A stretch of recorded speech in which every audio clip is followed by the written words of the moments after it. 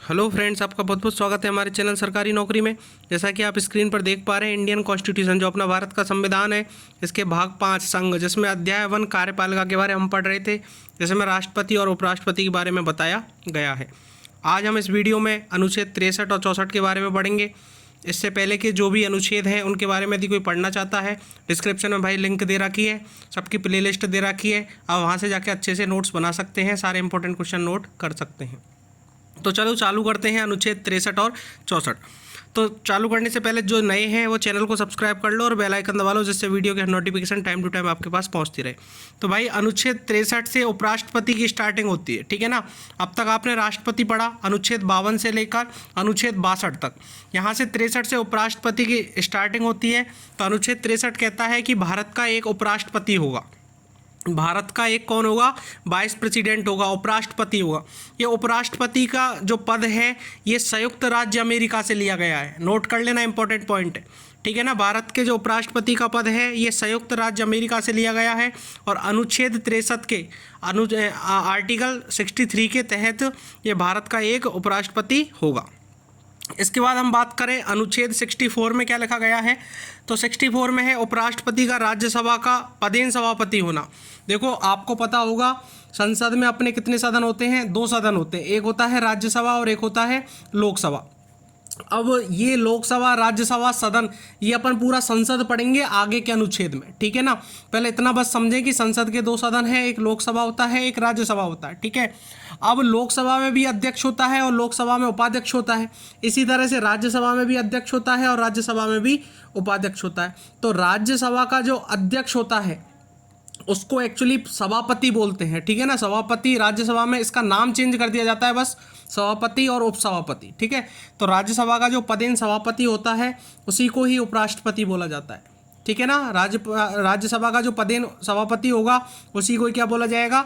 उपराष्ट्रपति। मतलब जो राज्यसभा होती है उसको उपराष्ट्रपति ही चलाता है।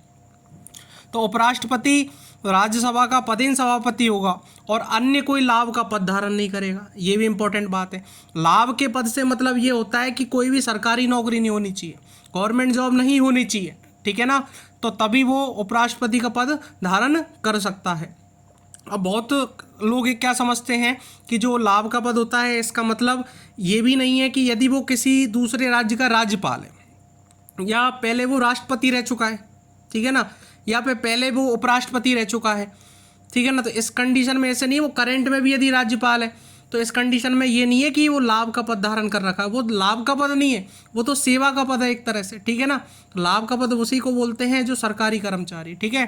तो लाभ का पद धारण नहीं करा होना चाहिए। जैसे अभी करंट में जो अपने उपराष्ट्रपति बने हैं वो बने हैं जगदीप धनखड़ जी। पहले ये पश्चिम बंगाल के क्या थे? राज्यपाल थे। अभी भी करंट में पश्चिम बंगाल के कहाँ थे? राज्यपाल थे। उन्हीं को ही उपराष्ट्रपति बनाया गया है, जो राजस्थान के रहने वाले, ठीक है।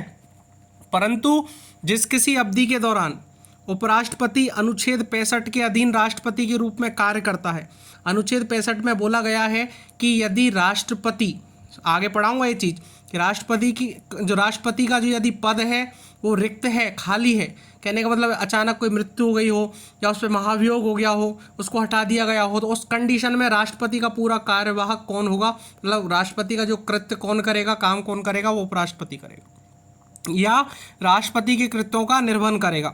उस अवधि के दौरान वह राज्यसभा के सभापति के पद के कर्तव्यों का पालन नहीं करेगा। ये भी इंपॉर्टेंट बात है। जब उपराष्ट्रपति राष्ट्रपति की तरह काम कर रहा है उस कंडीशन में जो राज्यसभा का जो पदेन सभापति होता है उसी को तो बोलते हैं उपराष्ट्रपति। तो राज्यसभा में जो भी काम है उसके सभापति के, ठीक है ना, उस पद के कर्तव्यों का पालन नहीं करेगा। फिर अनुच्छेद 97 के तहत राज्यसभा के सभापति को संदेह, वेतन या भत्ते का हकदार नहीं होगा। अब यदि वो उपराष्ट्रपति से राष्ट्रपति बन गया, ठीक है ना, कुछ टाइम के लिए, तो उस कंडीशन में राज्यसभा के जो सभापति को वेतन दिया जाता है, भत्ता दिया जाता है, उसका वो हकदार नहीं है। अब वो राष्ट्रपति का हकदार है। राष्ट्रपति वाला वेतन मिलेगा, राष्ट्रपति वाला ही उसको भत्ता मिलेगा। सारी कहानी राष्ट्रपति के हिसाब से होगी, ठीक है।